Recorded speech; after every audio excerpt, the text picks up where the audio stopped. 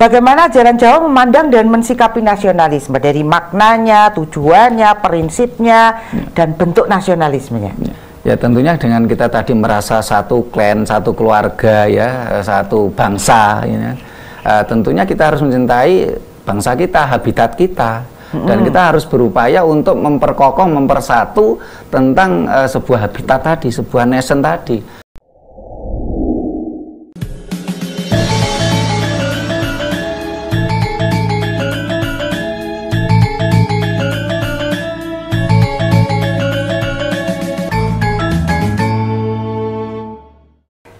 Rahayu, salam budaya adiluhung. Halo pemirsa Dharma TV, apa kabar? Tentunya saya Satna Dewi berharap bahwa Anda semua dalam kondisi yang baik, sehat, walafiat, dan tentunya siap untuk menyimak mungkin satu pengetahuan atau informasi tentang apa itu Jawa. Nah, pada kesempatan kali ini kita akan membahas salah satu tema yang menarik bersama narasumber kita yang luar biasa. Kita sapa dulu. Beliau adalah Pak Sutrimo. Apa kabar? Rahayu, Pak. Disapa dulu nih pemirsa Dharma TV. Rahayu para pemirsa, mudah-mudahan anugerah semesta selalu bersama kita. Iya, jawabannya apa kalau bukan amin? Satuhu atau Gusti Nyembadani. Gusti Nyembadani. Saya lebih pakai kata itu, Gusti Nyembadani. Bagus ya. Ya. Saya juga masih belajar, Pak, ini Jawane rada-rada ini. Gak Jawa banget gitu. Baik, pemirsa Dharma TV, pada kesempatan kali ini kita akan belajar tentang nasionalisme dalam ajaran Jawa, senyampang masih di bulan Agustus ini ya. Baik, Pak Sutrimo, apa sih sebenarnya makna kata nasionalisme? Kata nasionalisme ini kan bukan bahasa Jawa sebenarnya, itu kan bahasa Inggris ya, dari kata nation. Ya. Nation itu artinya bangsa.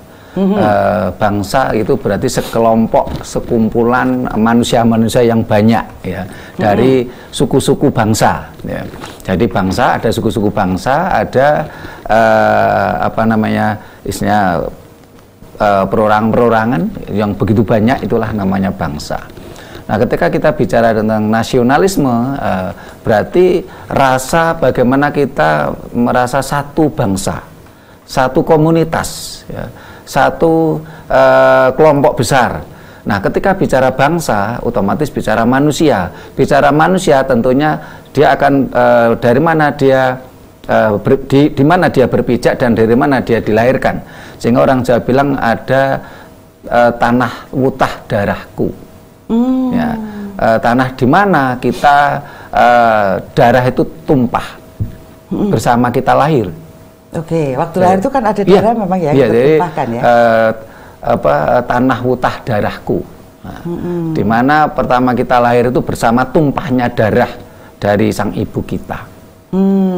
Di dalam bahasa Indonesia ini lebih cenderung akhirnya memakai nama kata tanah air. Kalau Jawa kan tanah wutah darahku. Tanah airku ya, tanah tumpah darahku ya, Pak. Iya.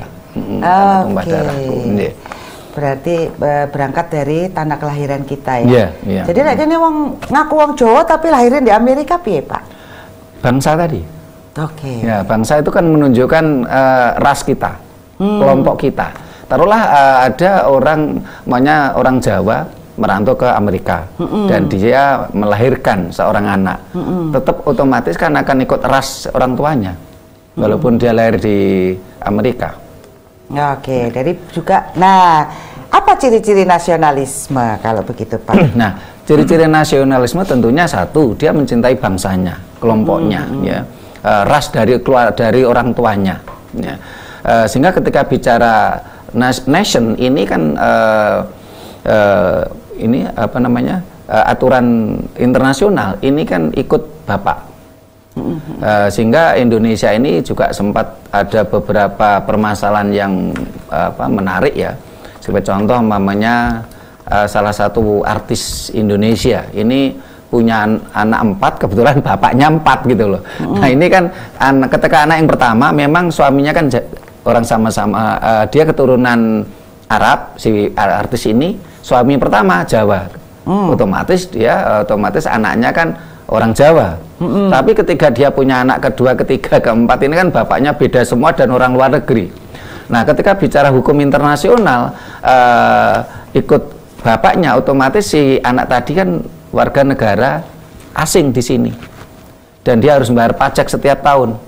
Ya lumayan besar tanggungannya, karena disitulah istilahnya ketika kita bicara white nation, bicara bangsa. Tapi ketika kita bicara tanah mutah darahku, tentunya si anak artis tadi kan memang orang Indonesia, dia lahir di Indonesia. Iya. Ini juga jadi problem permasalahan tersendiri sebenarnya ketika kita bicara bersamaan dengan hukum internasional. Nah, ketika kembali ke bicara nation di dalam budaya Jawa, ini ada berbagai indikator ya, bagaimana kita harus mencintai bangsa kita, mencintai habitat kita. Jangan sampai kita itu murtad gitu loh. Karena mohon maaf, kata murtad ini kan bahasa Arab, esensinya itu kan keluar dari habitatnya. Iya gitu ya. Ini esensi juga gitu ya. Nah, kalau saya habitat saya kan jelas suku bangsa Jawa gitu loh. Nah, kalau saya jadi Arab, saya jadi murtad. Iya, benar. Karena saya keluar dari habitat asli saya gitu loh. Betul. Nah, saat ini banyak sekali orang Indonesia yang murtad. Barangkali bisa 80% murtad ini. Karena karena dia keluar dari habitatnya. Saat ini kan banyak orang Jawa yang tidak Jawa. Nah, sebenarnya kalau kita benar-benar bicara nation, ya tunjukkan. Kita sebagai anak suku Jawa, ya kita harus tunjukkan indikator Jawa. Ya, tapi persoalannya saya mau bukan belani pemirsa ya. Seperti saya juga, kadang kita memang tidak mendapatkan informasi tentang Jawa gitu loh Pak. Jadi ya ini gak jelas gitu.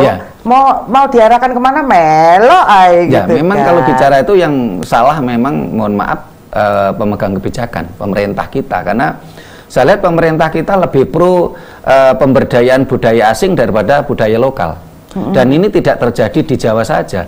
Bahkan kemarin ketika saya ngobrol-ngobrol dengan teman-teman kita di Batak ya, ataupun di Flores, di Dayak, mereka juga merasakan hal yang sama gitu loh. Jadi misalnya karena pemerintah pemegang kebijakan itu tidak pro dengan budaya lokal, budaya Nusantara, akhirnya kan banyak orang Batak yang tidak lagi Batak.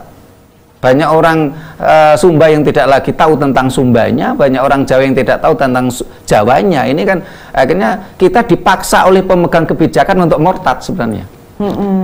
Jadi rakyat melok ae ngono yo. Iya, karena dipaksa secara masif dengan aturan-aturan.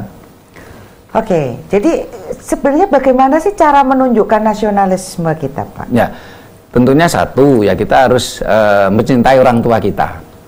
Karena itu yang menjadikan kita menjadi sebuah nation toh. Iya betul, betul. Nah, untuk yang menjadikan kita sebuah nation kan orang tua kita. Nah, yang orang tua garis miring leluhur. Kenapa orang tua kita juga tidak mungkin ada di dunia karena tidak ada orang tuanya. Orang tuanya tidak mungkin ada kalau tidak ada orang tuanya. Nah, ini cinta leluhur ini yang harus kita utamakan. Cinta orang tua garis miring leluhur.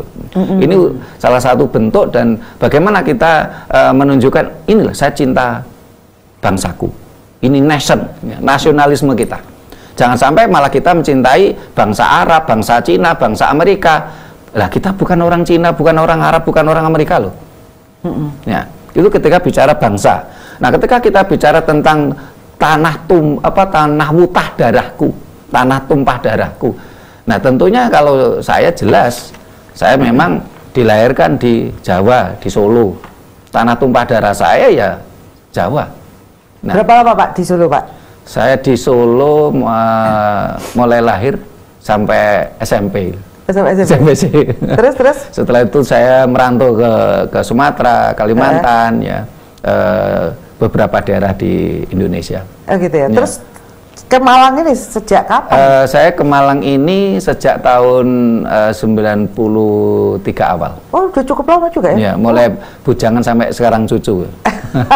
Hampir 30 tahun nih. Merasa tumpah darah, merasa apa ya kok di Malang Pak berarti Pak? Lebih lama loh dari di Solo ya? Iya, saya di Malang ya saya merasa di sini tanah dipijak, di situ langan dijunjung juga, sehingga saya berusaha mempelajari tentang bagaimana budaya-budaya Malangan, walaupun bagian juga saya tetap harus memegang teguh jati diri saya sebagai orang Solo. Jauh nggak Pak antara Solo dan Malang? Ya berapa jauh ya? Maksudnya budayane Pak, adape kebiasaannya kan adoh banget Pak. Sekarang kalau naik tol cuma 4 jam. Nah, kalau menurut nggak jauh, karena bagian juga Malang ini dulu adalah wilayah Kerajaan Kasunanan, wilayah Mataram, sehingga budaya Solo dan Malang nggak ada bedanya. Agak-agak. Hanya logat-logatnya aja yang beda. Logat itu kan terpengaruh oleh kedaerahan, oleh lokalisme ya kalau logat itu, sehingga umpamanya sebagai contoh di di Solo orang bilang kowe gitu loh untuk tingkat rendahan ya istilahnya. Kalau di Malang kan kon ya. Tapi ketika bicara tingkat madya ke atas sama kok. Kata sampean, panjenengan sama kok. Iya. Nggak ada bedanya. Agak deket ya, deket emang ya Solo sama ya, kita 4 jam cuman. Sampai jadi Sri Mulat loh antara orang Solo sama orang Jawa Timur. Lucu-lucu tiba gabung ya. Iya. Baik. Terus kemudian yang apa sih Pak yang menyebabkan muncul rasa nasionalisme ini? Ya, yang muncul tentu kan sebuah ini ya, istilahnya semacam rasa ya, semacam apa istilahnya korup ya, kalau dalam di dalam sebuah kesatuan itu kan korup ya, karena korup itu ya. Iya. Nanti diadu lagi Pak. Baik pemirsa Dapat TV ini kita akan membahas apa sih yang menyebabkan munculnya rasa nasionalisme. Tapi banyak loh yang nggak punya rasa nasionalisme ternyata ya. Apa sih yang menyebabkan munculnya rasa nasionalisme? Ya, yang memunculkan tentunya adalah rasa kebersamaan ya, kita sesama habitat kita, sesama klan kita, sesama ras kita sebagai orang Jawa, karena kita dilahirkan di tanah putah darah yang sama, kita lahir dari orang tua kita yang orang Jawa, orang suku Jawa. Nah, di situ akan ada kesamaan. Sebagai contoh yang menjadikan kita sama adalah darah kita, terus udara ya, kita kan seudara ya. Terus juga muncul adalah bahasa ya. Bagaimana kita sesama orang Jawa dengan bahasa Jawa. Sebagai contoh begini, pengalaman saya merantau waktu saya ke luar Jawa. Saya ke Sumatera, saya ke Kalimantan. Di sana itu ketika saya ketemu orang yang berbahasa Jawa itu rasanya seperti saudara kita. Walaupun ketika ngobrol tanya, alamatnya mana? Alamatnya Banyuwangi, padahal Solo Banyuwangi jauh gitu loh. Tapi rasanya seperti satu ikatan. Satu ikatan, itulah korup itu tadi, itulah namanya nation, bangsa gitu loh. Sehingga orang tadi saya katakan ini adalah sebuah klan, sebuah keturunan ya kita yang kita dapatkan dari orang tua kita, gitu. Kesamaan situ. Apalagi kalau di luar negeri ya Pak ya. Tambah koyoknya mau masuk tekan Papua, tekan Sulawesi itu kayaknya jadi satu Indonesia. Iya, ketika kita di luar negeri ya, saya dengar orang ngomong dengan bahasa Indonesia gitu loh. Apapun sukunya itu rasanya seperti saudara. Ada sebuah ikatan tersendiri gitu. Oke, apakah nasionalisme itu juga muncul karena suatu tekanan atau mungkin ya kayak penjajahan misalnya? Dia muncul kesatuan itu ya. Jadi ketika Majapahit jatuh ya, runtuh, akhirnya bangsa ini terpecah belah menjadi negara-negara kecil berbackground agama.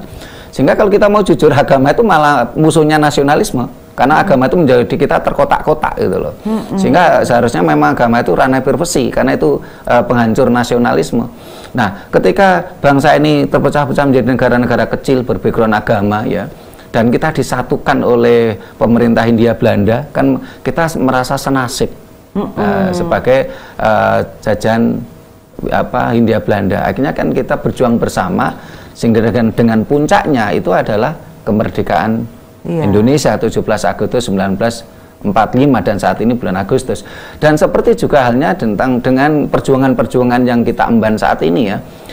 Saya bertemu dengan teman-teman di Batak, dengan ketemu di teman-teman di Ndaya, di Bali ya, di Flores, di NTT, NTB ya, di Kalimantan. Ini ketika saya ketemu dengan para penggiat-penggiat budaya lokal, ini ada kesamaan nasib yang sama, yang saat ini kita sedang ditindas oleh budaya asing, yang berkedok ideologi, berkedok agama dengan janji-janji fata morgana.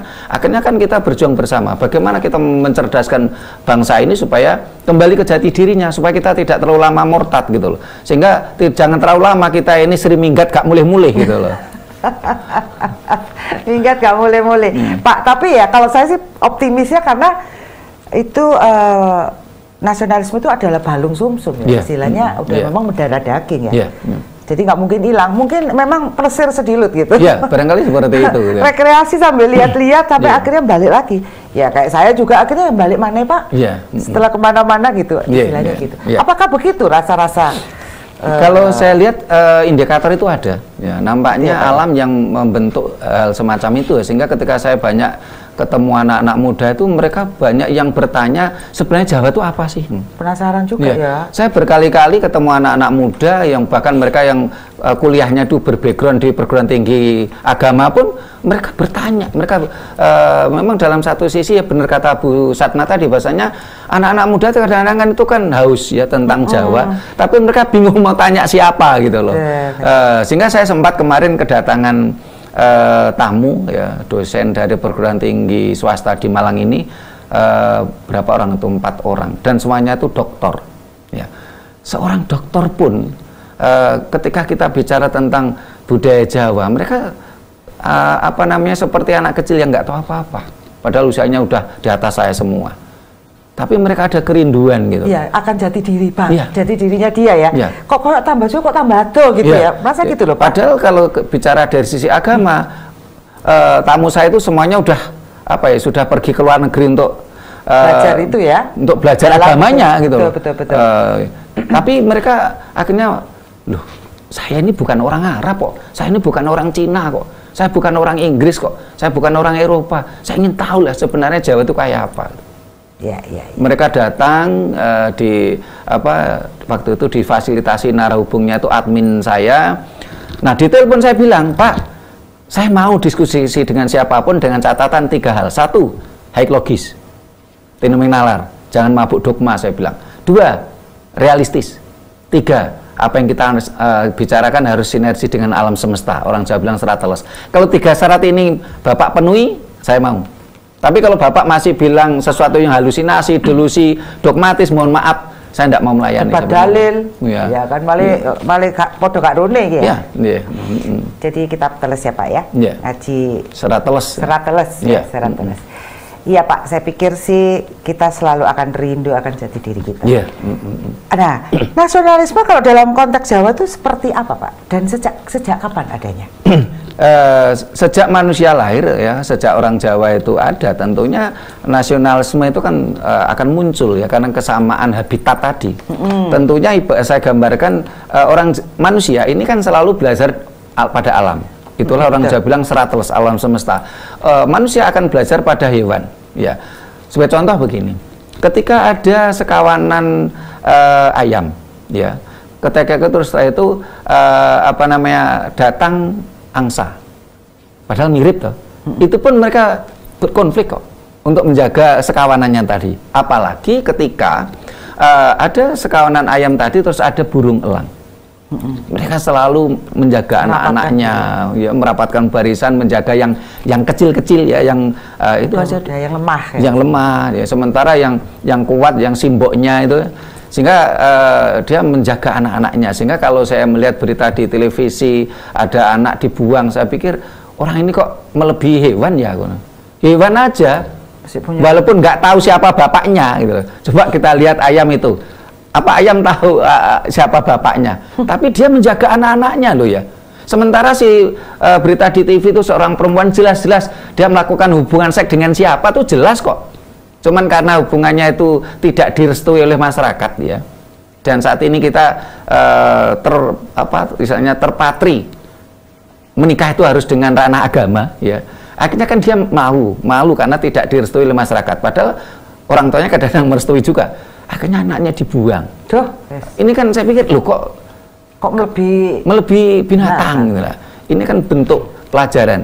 Dari situlah akhirnya sudah muncul tentang nation, tentang jati diri bangsa ya, tentang nation, tentang juga tentang bagaimana kita harus mencintai tanah utah darah kita harus kita jaga. Ini kita manusia belajar dari binatang. Begitu juga akhirnya diwujudkan dalam sebuah sastra. Orang Jawa bilang mengatakan sak dumuk bathuk sak nyari bumi. Apa itu, Pak? Ya, sak dumuk bathuk itu ini kan. Ketika kehormatan kita, ya, direndahkan oleh orang lain, didumuk-dumuk ya bathuk kita, ini kehormatan kita.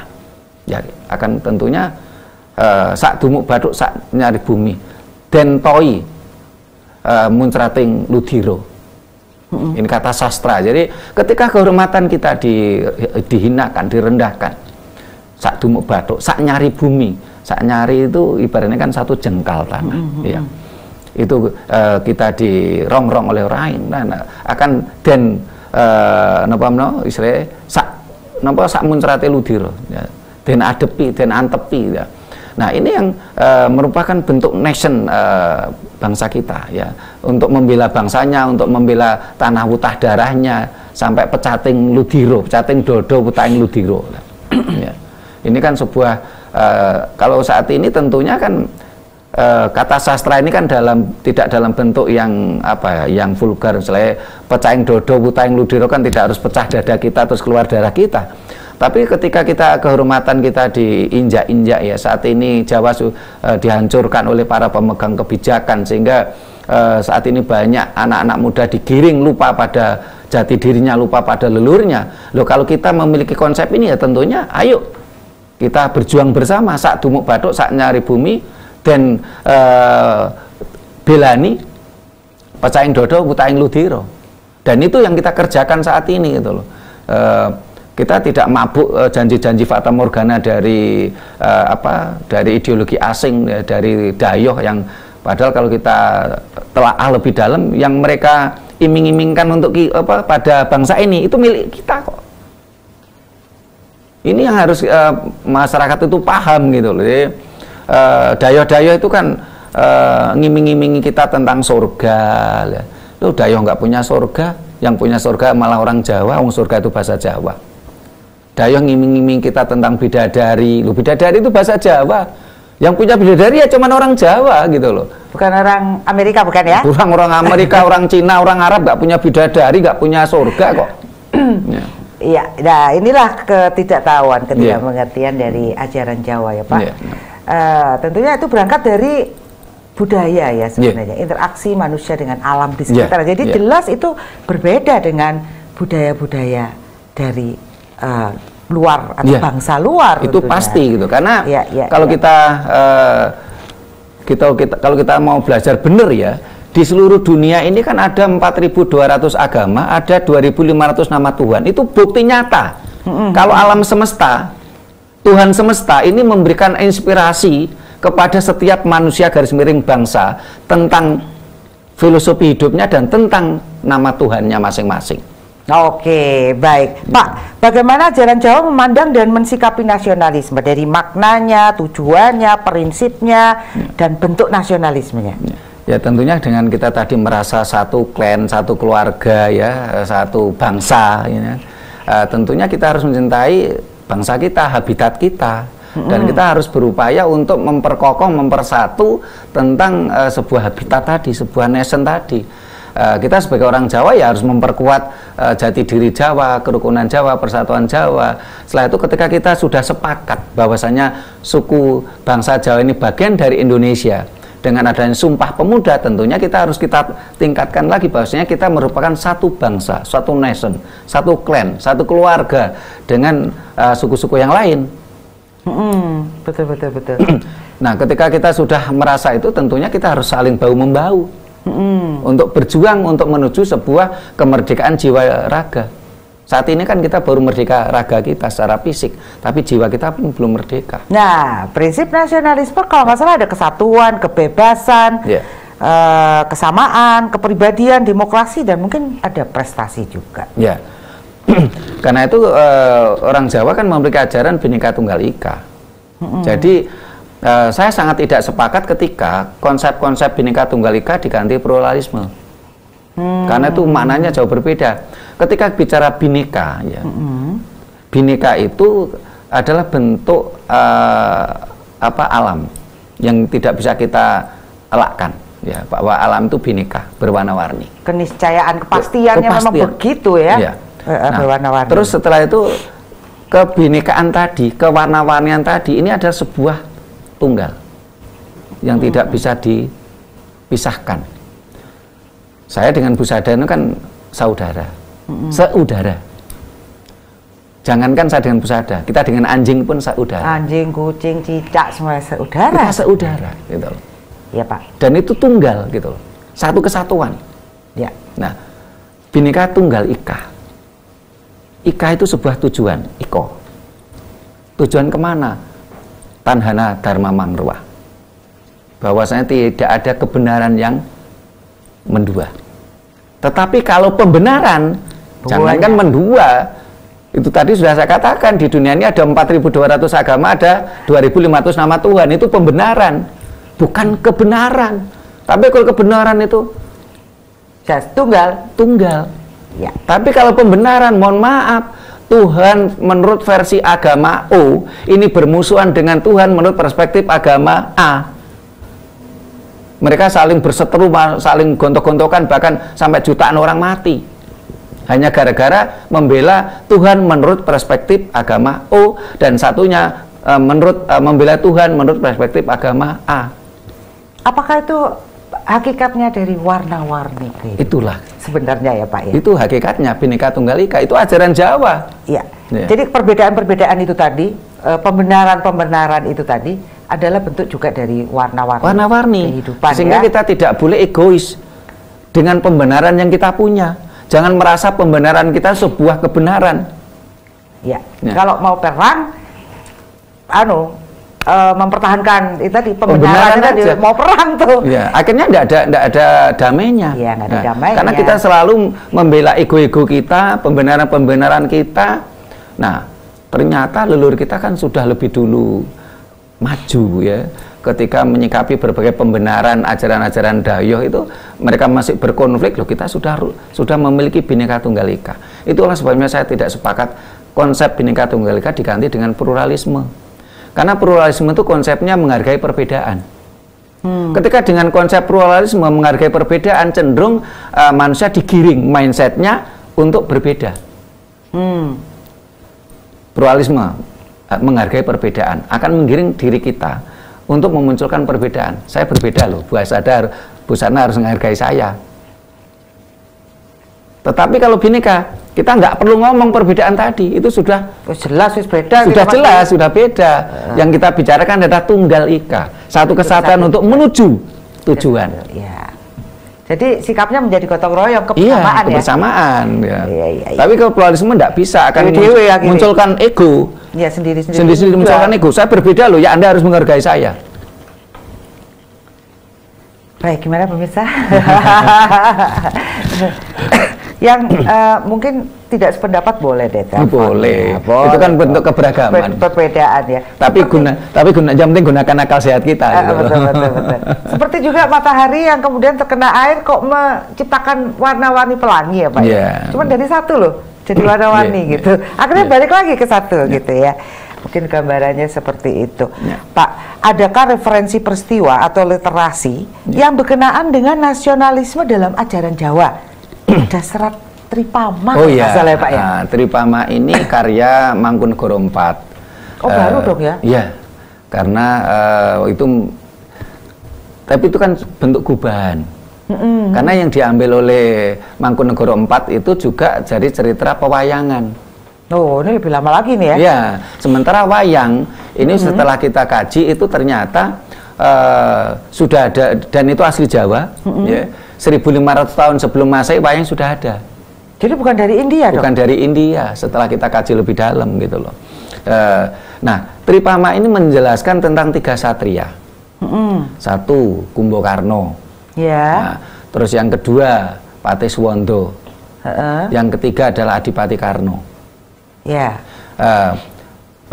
Kalau Kumbakarna ini ya, ketika dia sebenarnya dia tahu kalau Sang Rama Wijaya ini adalah kebenaran. Karena kakaknya memang bersalah mengambil istri orang, Sinto. Ya. Tetapi Kumbakarna tetap membela Alengkadiraja. Dia mengatakan, saya tidak peduli siapa Anda, apapun tujuan Anda.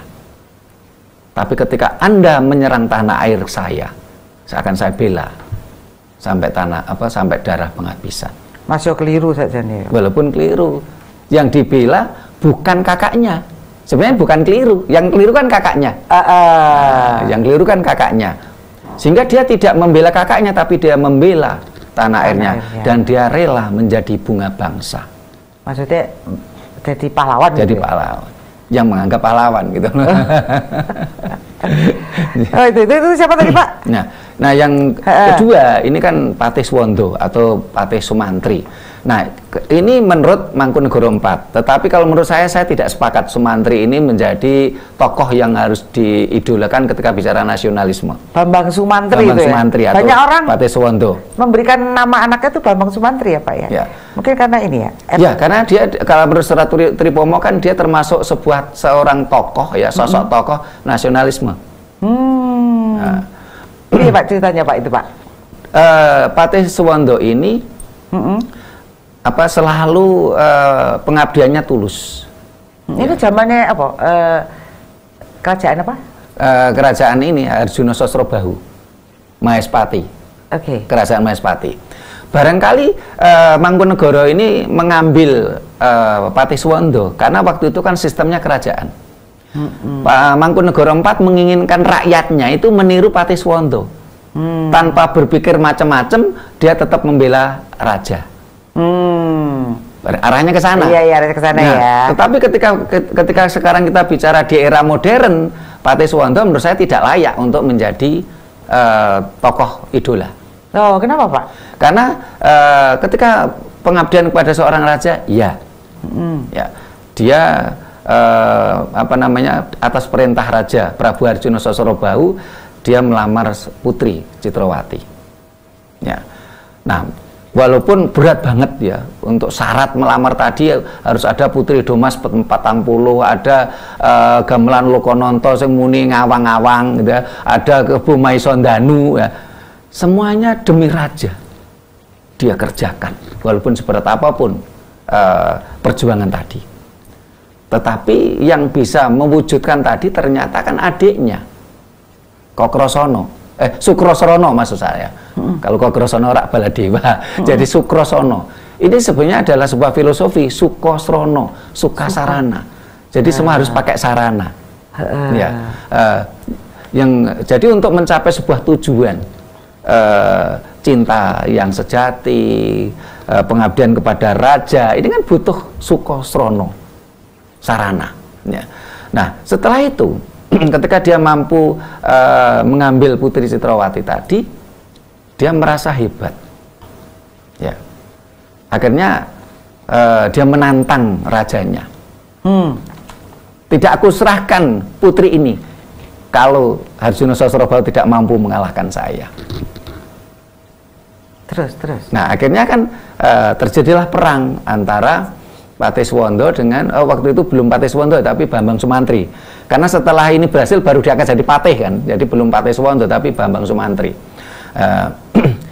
Istilahnya masih masa mudanya dari Bambang Sumantri tadi. Akhirnya terjadilah perang, adu kesaktian, akhirnya Bambang Sumantri kalah.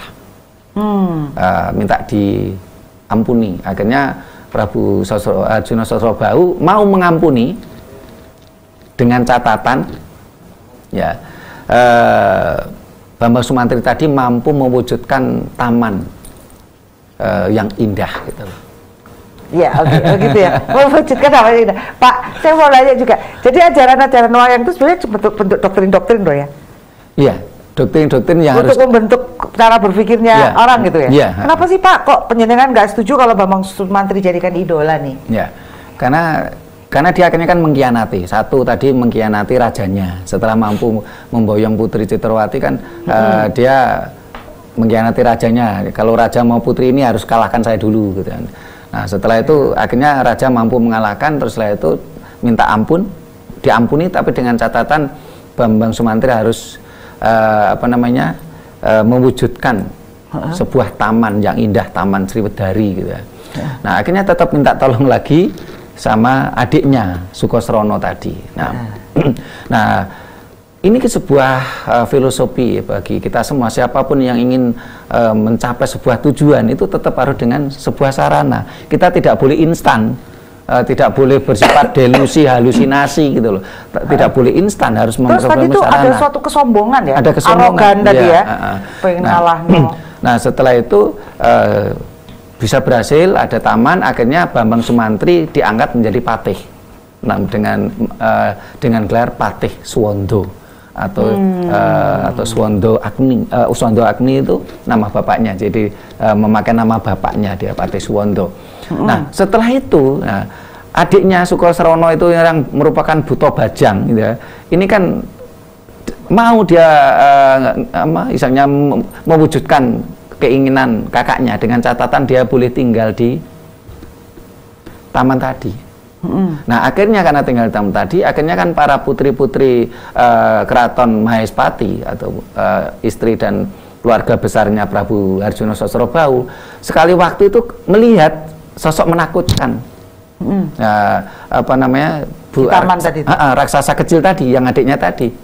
Akhirnya Bambang Sumantri dan yang sudah menjadi Patih Suwondo tadi ini membunuh adiknya, membunuh Sarana mencapai tujuannya tadi. Ini kan pengkhianatan. Ini barangkali ini mirip dengan konsep demokrasi kita saat ini, sehingga ada orang mengatakan kalau PILKB lali dadi, nek milih caleg itu setelah dadi lali, ya, mengkhianati kan tentang sarananya gitu loh. Itulah sebabnya saya tidak sepakat Bambang Sumantri itu menjadi idola dalam sebuah bentuk karakter nation karakter building. Saya nggak sepakat itu karena cermin aja dia ya, cermin supaya tidak begitu sebenarnya ya, Pak ya.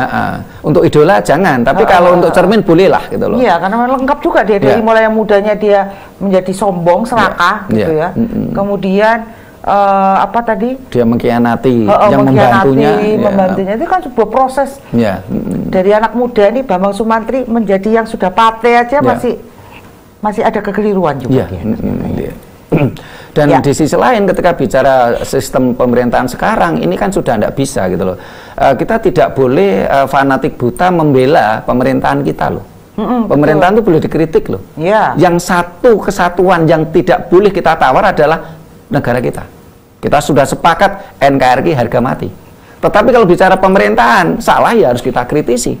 Sehingga pada masa pemerintahan SBY saya sempat ngumpul dengan beberapa purnawirawan jenderal, kita mau gugat loh SBY karena waktu itu SBY menggadekan hampir 75% aset negara kita. Ini kan SBY waktu itu kan sudah inkonstitusional, sudah menyalahi dari konstitusi dasar kita, Undang-Undang Dasar 45 yang di situ jelas-jelas tanah, air dan udara dikuasai negara untuk kepentingan rakyat bangsanya. Kalau kasusnya Habibie Pak yang Timor itu?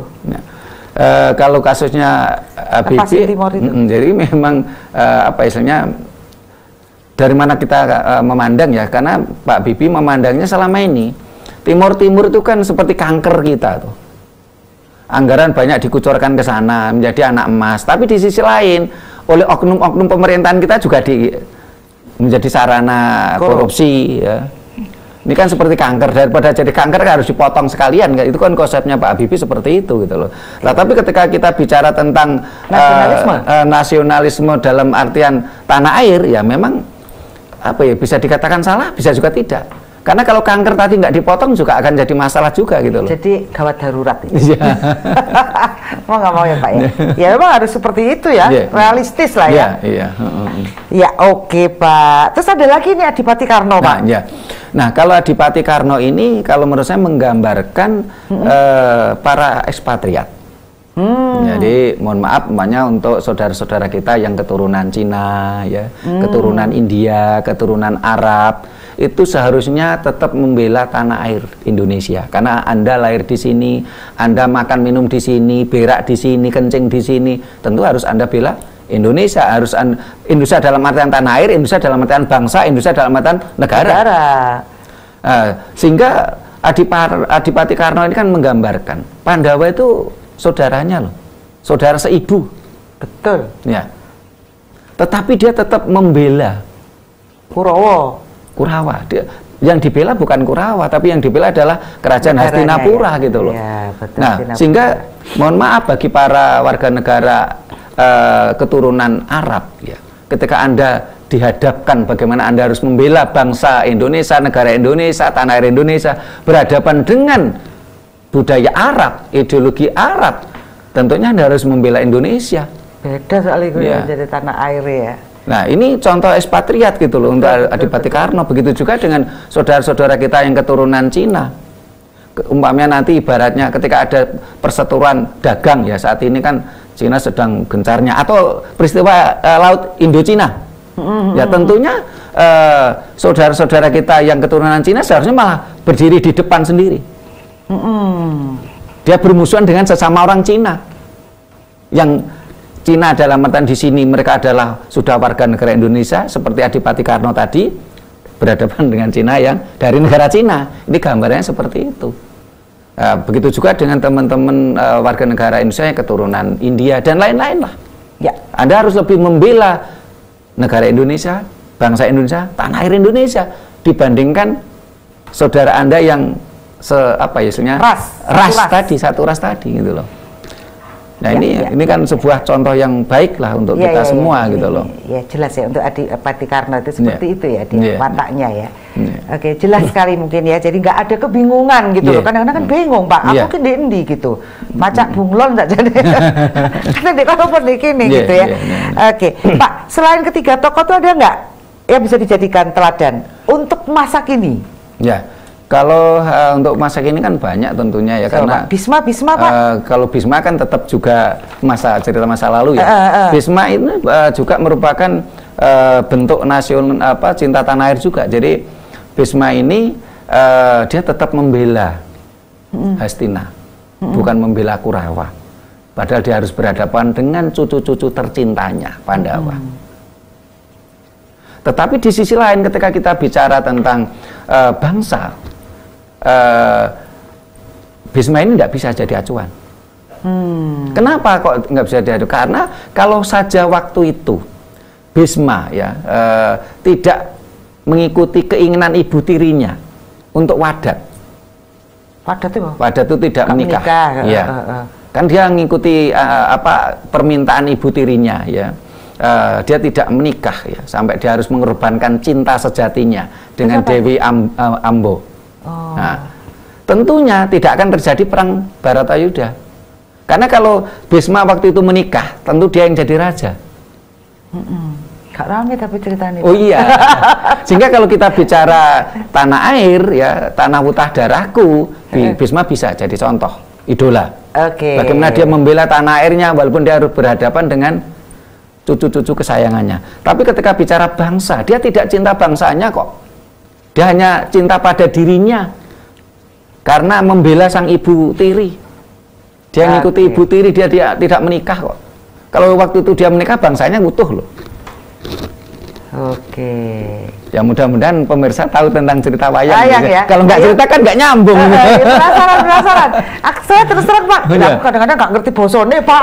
Bingung ini nonton wayang di tempat saya sendiri, nggak ngerti bosan ini jadi gitu ya ceritanya ya. Baik ya Pak, nanti saya agak sedikit cermati. Jadi semua kisah wayang itu seperti cermin ya Pak ya buat kita. Aku sendiri yo. Sehingga dikatakan wayang, wayangan yang agesang, cermin kita gitu loh. Cermin kita ya, bayangan kita yang itu. Dan wayang pun mengajarkan kepada kita, ini loh ada contoh, silahkan dinalar. Karena ajaran Jawa selalu tinuming nalar, jangan kamu telan mentah gitu loh. Keren. Sehingga cerita-cerita wayang itu kan menjadi sebuah tuntunan hidup. Tetapi yang tidak boleh itu kan ditelan mentah. Nah saat ini generasi muda kita kan sudah melupakan wayang sebagai tuntunan. Dan pangsa pasar kita menjadikan wayang sekedar tontonan. Ya, gak ngerti belas Pak. Makanya kita bikin tak kenal maka tak sayang itu, cuma program 1,5 jam wayang. Pokoknya ngerti dhisik maksudnya apa ya. Mungkin Pak Sutrima ini bisa mengajarkan maksudnya apa sih, ngapain sih nonton wayang. Ya enggak apa-apa kalau nanti ada sebuah kegiatan kita diundang untuk menelaah, mengkaji tentang cerita wayang atau filosofi Jawa, ya kita semampunya lah akan kita bantu. Baik Pak. Ini yang terakhir nih, 3 menit terakhir. Apa yang terjadi pada suatu bangsa jika tidak ada warganya yang mempunyai sikap nasionalisme dan bagaimana cara menumbuhkan sikap nasionalisme khususnya di kalangan generasi muda. Ayo Pak. Tentunya kalau sebuah bangsa tidak lagi memiliki nasionalisme ya hancur. Kita sehingga Indonesia akan terancam terhapus dari peta dunia. Dan ini nyata gitu loh. Karena kalau kita lihat sebagai contoh bangsa negara Yugoslovakia sekarang sudah terhapus loh dari peta dunia. Tidak ada negara Yugoslovakia. Kenapa? Karena nasionalismenya sebagai bangsa Balkan hilang. Mereka dihancurkan oleh kotak-kotak agama. Bosnia so Arab karena agamanya Islam, dan ini yang terus berperang waktu itu dengan Serbia yang lebih kuat pada Katoliknya. Ya. Ini akhirnya hancur. Nasionalisme bangsa Balkan hancur. Negara Yugoslovakia terhapus dari peta dunia. Dan akhirnya apa? Apakah orang-orang Bosnia bisa ngaku bangsa Balkan? Tidak bisa. Dia sudah tidak lagi punya ciri khas bangsa Balkan. Tapi dia mau ngaku Arab. Ya, dia bukan orang Arab. Dan Indonesia akan mirip seperti itu kalau kita semua tidak bercerahkan, tidak sadar. Karena saat ini kita mulai lahir sampai mati, mulai bangun tidur sampai tidur lagi, kita dicekoi oleh budaya-budaya asing yang di sana dibantu oleh kebijakan-kebijakan pemegang pemerintahan yang itulah macam. Tidak tahu ini tujuannya kemana pemegang kebijakan ini kok ingin menghancurkan bangsanya sendiri. Iya, karena kalau menurut saya karena tidak mengenal sejati ini, sembois dan keren itu. Ya. Makanya tugasnya kita adalah mari kita kenalkan kembali. Ya, karena dia mabuk dogma, mabuk ideologi asing tadi sehingga dia lupa nasionalisme gitu loh. Iya. Ya. Dan jangan-jangan UUD Pak, ya. Ujung-ujungnya juga duit. Ujung-ujungnya duit gitu loh. Ya. Ini yang harus kita sadari bersama. Pak Sutrimo, sampun. Semangat ya Pak. Tetap semangat. Ini kan kemerdekaan, ini nasionalisme. Kita menginginkan bangsa ini merdeka jiwa raga kita. Bukan sekedar merdeka fisikis, tapi jiwa kita masih jadi budak bangsa lain. Betul, betul. Dan sudah pakai merah ini Pak. Semangat berarti. Nah ini merah putih. Merah putih. Saat ini saya juga prihatin. Karena saat ini bendera merah putih tidak sebagai lagi bendera yang disakralkan, tapi mirip dengan umbul-umbul. Dikibarkan dipasang mulai tanggal 1 sampai tanggal 31 Agustus. Ini kan saya prihatin ini. Merah putih tidak lagi. Harusnya ya disakralkan. Jadi karena yang dipasang mulai tanggal 1 sampai tanggal 31 seharusnya umbul-umbul. Bendera merah putih tetap bendera pusaka. Jadi cuman tanggal 3 hari minha plus 3 plus H. Oh gitu ya. Seharusnya 15, 16, 14, 15, 16, 17, terus 18, 19, 20. Ya biasanya 20 harus diturunkan 3 hari berikutnya. 3 hari berikutnya. Jadi 3 hari minha, 3 hari plus H. Saat ini kan bendera merah putih seperti umbul-umbul, dipasang mulai tanggal 1 sampai 31 dan tidak pernah diturunkan. Terima kasih Pak Sutrimo, waktunya sudah. Sama-sama. Semangat ya.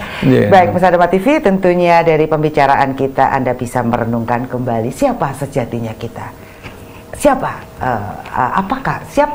sebagai bangsa dan sebagai jati diri manusia.